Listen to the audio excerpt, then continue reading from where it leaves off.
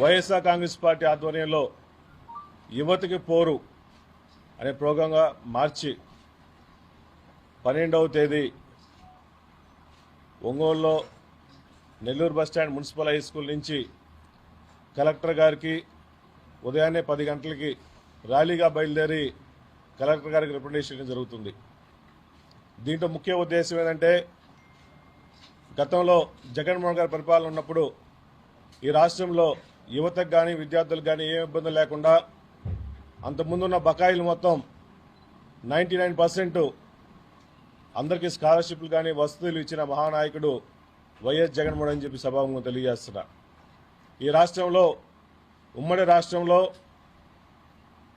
పేద విద్యార్థులు బాగా చదువుకోవాలి, వాళ్ళు మంచి డాక్టర్లు అవ్వాలి, మంచి ఇంజనీర్లు అవ్వాలని చెప్పి, మంచి గ్రాడ్యుయేట్లు అవ్వాలని చెప్పి ముఖ్య ఉద్దేశంతో ఆ రోజు దివంగత నేత వైఎస్ రాజశేఖర్ గారు అందరికీ ఫీజు రియంబర్స్మెంట్ ఇచ్చిన మహానుభావుడు రాజశేఖర్ గారు.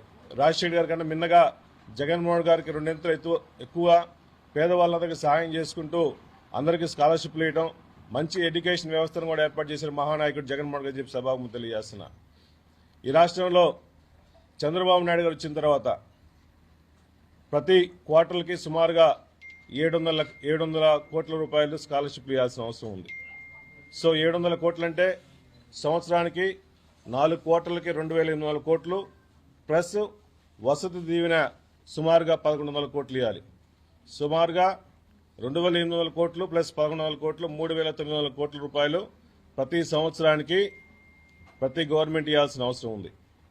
కానీ చంద్రబాబు నాయుడు గారు ఈ గత ఫైనాన్షియల్ ఇయర్ ఈ ఫైనాన్షియల్ కలిపి 3,800 ప్లస్ 3,800 7,600 కోట్ల రూపాయలు ఇవ్వాల్సి ఉంటే ఆయన వచ్చిన తర్వాత సుమారుగా 700 కోట్ల రూపాయలు మాత్రమే ఈ ఫీజు రీయింబర్స్మెంట్ డబ్బులు ఇవ్వడం జరిగింది. ఇప్పుడు ఈ ఫైనాన్షియల్ ఇయర్ కూడా ఈ బడ్జెట్లో కూడా మొన్న బడ్జెట్లో కూడా సుమారుగా 2,000 కోట్ల రూపాయల వరకే పెట్టారు. అంటే చంద్రబాబు నాయుడు గారు ఈ రాష్ట్రంలో పేద విద్యార్థుల మీద కానీ స్కాలర్షిప్ల మీద కానీ పేద విద్యార్థులకు సహాయం చేసే ఆలోచన ఇసుమంతా కూడా లేదని చెప్పి సభాముఖంగా తెలియజేస్తున్నా. మొత్తం ఇవ్వాల్సిన సుమారుగా 7,600 కోట్లు ఇవ్వాల్సి ఉంటే బడ్జెట్లో కనీసం పెట్టుకోవాలి కదా. 90% బడ్జెట్ పెడితే కదా పేదవాళ్ళందరూ సాయం చేసేది. ఈ రాష్ట్రంలో అన్ని స్కూల్స్లో పిల్లవాళ్ళు చదువుకునే వాళ్ళకి హాల్ టికెట్లు ఇబ్బందులు పడుతున్నారు. కొన్ని యాజమాన్యాలు ఎగ్జామ్స్ కూడా రాని ఇట్లా చాలా మంది డ్రాప్అవుట్స్గా మిగిలిపోతున్నారు.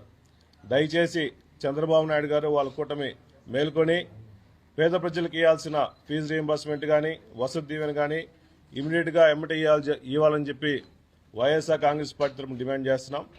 అదేవిధంగా చంద్రబాబు నాయుడు గారు ఎలక్షన్ హామీల్లో ముఖ్యంగా ప్రతి ఒక్కరికి ఈ రాష్ట్రంలో సుమారుగా 20 లక్షల మంది వరకు ఉద్యోగాలు కల్పిస్తాము, ఉద్యోగాలు కల్పించకపోతే ప్రతి ఒక్కరికి 3,000 రూపాయల డబ్బులు ఇస్తామని చెప్పేసి ఆ రోజు ఎలక్షన్ ముందు హామీ ఇచ్చాడు. ఇంతవరకు ఉద్యోగాలు ఇచ్చిన పాపాను పోలా, అట్లీస్ట్ నిరుద్యోగ బుద్ధి కూడా కల్పించట్లా. చంద్రబాబు నాయుడు గారికి ఈ రాష్ట్రంలో యువత మీద కానీ ఉద్యోగాలు కల్పించాలని కానీ ఎవరికి పేదవాళ్ళ మీద ప్రేమ లేదని చెప్పి సభాముఖంగా తెలియజేస్తున్నా. అదేవిధంగా గతంలో ఎప్పుడూ లేని విధంగా వైఎస్ జగన్మోహన్ గారు ఈ రాష్ట్రంలో 17 మెడికల్ కాలేజీలు ఏర్పాటు చేశారు. దాంట్లో 5 మెడికల్ కాలేజీ ఆల్రెడీ ఓపెన్ అయ్యాయి, ఇంకా మిగిలిన 12 కూడా కన్స్ట్రక్షన్ స్టేజ్లో ఉంటే చంద్రబాబు నాయుడు గారు ఈ రాష్ట్రంలో మెడిసిన్ సీట్లు అవసరం లేదు అని సెంట్రల్ గవర్నమెంట్కి లిఖితపూర్వకంగా రిప్లై ఇవ్వడం కూడా జరిగింది. అయ్యా చంద్రబాబు నాయుడు గారు, ఈ రాష్ట్రం పేద రాష్ట్రం. డాక్టర్లు వస్తేనే పేదవాళ్ళందరూ ఉచితంగా చూపించుకునే పరిస్థితి ఉంది, హాస్పిటల్ పోవాల్సిన అవసరం ఉంది. నువ్వు మెడిసిన్ సీట్లు అవసరం లేదు, మెడికల్ కాలేజీలు అవసరం లేదంటే మీ విజన్ ఏమైందో మీరు ఆలోచించాల్సిన అవసరం ఉంది.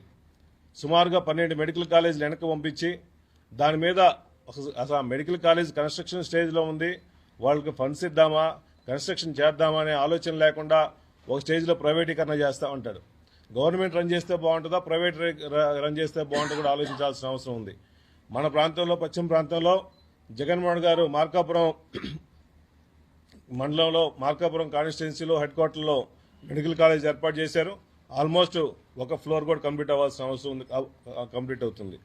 అందువల్ల దయచేసి మెడికల్ కాలేజ్ వస్తే ఒక మెడికల్ కాలేజ్ సుమారుగా 150 మంది పిల్లలు ప్రతి సంవత్సరం వస్తారు కాబట్టి మన రాష్ట్రానికి కూడా చాలా మంది డాక్టర్లు అవసరం ఉంది కాబట్టి దయచేసి మేల్కొని వాళ్ళందరికీ న్యాయం చేయాల్సిన అవసరం ఉంది.